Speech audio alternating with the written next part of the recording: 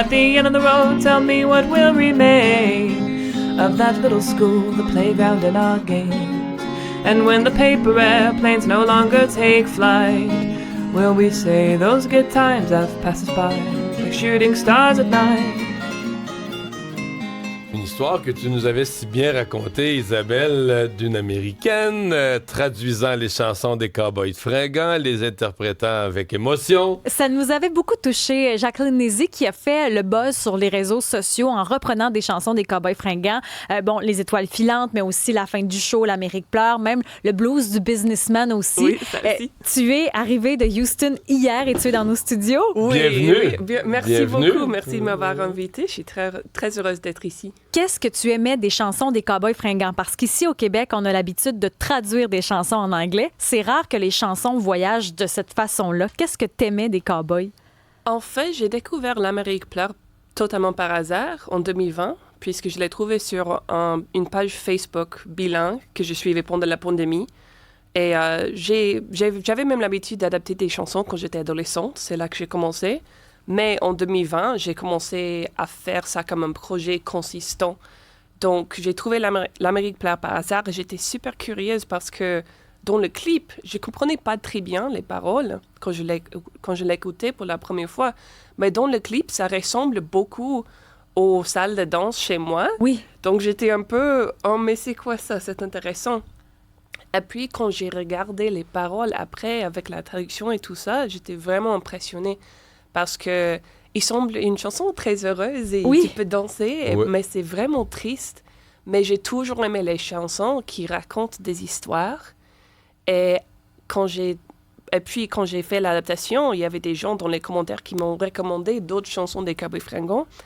Et c'est comme ça que j'ai découvert les autres chansons aussi.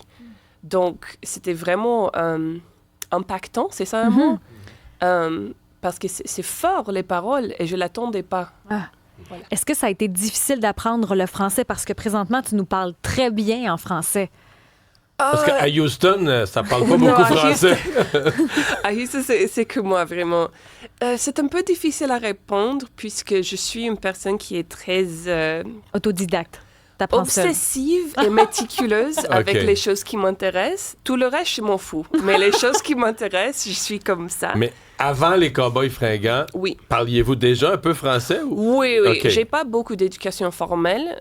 J'ai étudié 2 ans français au lycée, mais j'ai sauté le 2e année, donc j'ai pris 3 ans de français en 2 ans. Donc j'étais déjà un peu comme ça, comme adolescente. Et je continuais pas d'étudier, mais j'ai pas oublié non plus. Et c'est vraiment à cause de la musique et les chansons que je connaissais. Mais là, au lycée, vous avez appris un français à la française de France, pas l'accent québécois. Oui, ma prof est une dame de Strasbourg. Voilà. Il faut dire que tu as travaillé très, très, très fort pour trouver des endroits pour faire des spectacles. Ça a été compliqué, te cogner à beaucoup de portes. Oui. Pourquoi c'était si important de venir faire des spectacles ici? J'avais beaucoup de raisons, en fait. La première, c'est que quand j'ai lancé l'idée de revenir plus cette année, j'avais vraiment pas l'argent de revenir. Donc, c'est mon public qui a fait un espèce de crowdsourcing et c'est ça qui a payé mon avion et le vol. Donc, pour moi, je ne peux pas dire que je viens, je veux faire des spectacles.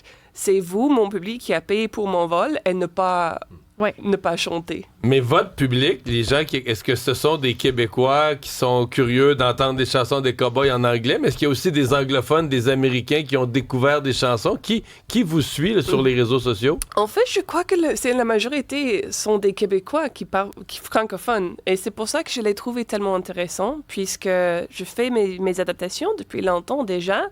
Mais avant, c'était plutôt des Américains ou d'autres anglophones qui aimaient déjà la musique internationale, qui étaient contents d'entendre la musique dans leur propre langue.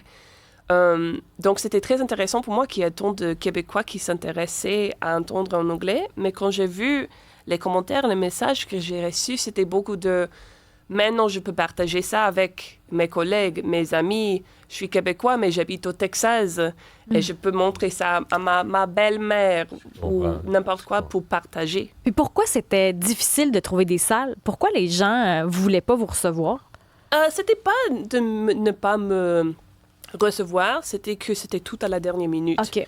Donc, même les réponses négatives étaient super sympas, la majorité. Mais je savais pas que je pourrais venir jusqu'à avril et je cherchais quelque chose pour le juin. Donc, c'était déjà très, très tard. Et là, ça fonctionne parce que ce soir, bar salon dans le quartier Antique et le 11 juin, au bar La Marche d'à côté, sur le plateau Mont-Royal, il pourrait y avoir prestation à Québec également dans un parc. Ça, c'était pas déterminé, mais c'est dans l'air du temps. Et là, tu as apporté ta guitare. Ben oui. Oui, j'ai apporté ma guitare avec question moi. avant. Le spectacle, est-ce qu'il est 100% en anglais? Est-ce que vous... Non, c'est vraiment un mix de tout. Donc, il y aurait des reprises, mes versions et aussi des chansons originales. Donc, il y a des Cowboys fringants en français aussi. Oui, dans le spectacle. les Cowboys fringants en anglais et en français, mais aussi beaucoup d'autres chansons. Comme quoi? Comme, est-ce que, ouais, bien sûr, un peu de Elton John en français. Est-ce que vous connaissez la chanson Summer Wine? C'est Nancy Sinatra et puis Lee Pace, ça en français aussi. Donc, je joue beaucoup avec les langues pour mélanger un peu d'anglais, un peu français, en version originale, en version adaptée. C'est un peu de tout, vraiment. Et là, vous avez votre guitare. Ben oui. On aimerait bien vous entendre faire une petite prestation ce matin. Oui, bien sûr. Alors, qu'est-ce que vous allez nous jouer? Donc, je vais jouer. Je ne sais pas si je dois... Comme vous voulez. Vous pouvez garder les écouteurs ou pas. C'est vraiment à votre discrétion. Non, OK. C'est difficile de l'avoir en même temps. C'est parfait. Donc, vous allez interpréter quelle chanson ce matin? Donc, je vais jouer juste un petit morceau de Sur mon épaule. Ouais. La version originale en français et puis ma version en anglais. Donc, tout le monde pourra entendre la différence. Parfait. Go. Mets ta tête sur mon épaule pour que mon amour te frôle, toi qui en as tant besoin. Ça fait 10 ans et des poussières qu'on fait face au vent d'hiver. Ensemble, on n'a peur de rien. Dis-toi que ce soit ma blonde, t'es pas seul au monde.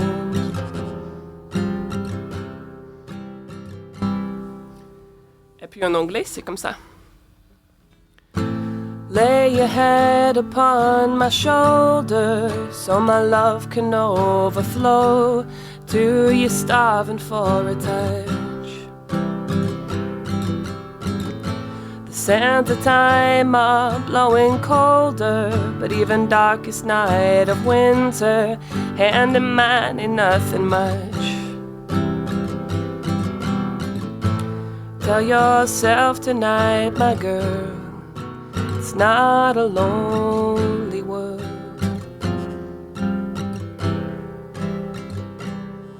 Ah, c'est tellement beau. Voilà. On a les yeux dans l'eau tous les deux. Oh, un Wow. titre Cube Radio, wow, juste wow, c'est Vincent, il y a plusieurs commentaires, elle parle très bien français, quelle artiste, wow, est-ce qu'elle pourrait donner des cours à Mary Simon et Mark Curtis? Hey, merci beaucoup. C'est un Merci très beau à moment vous. que vous nous avez fait Merci, passer en merci. studio ce matin. Longue Au vie, revoir. Jacqueline, merci. Merci.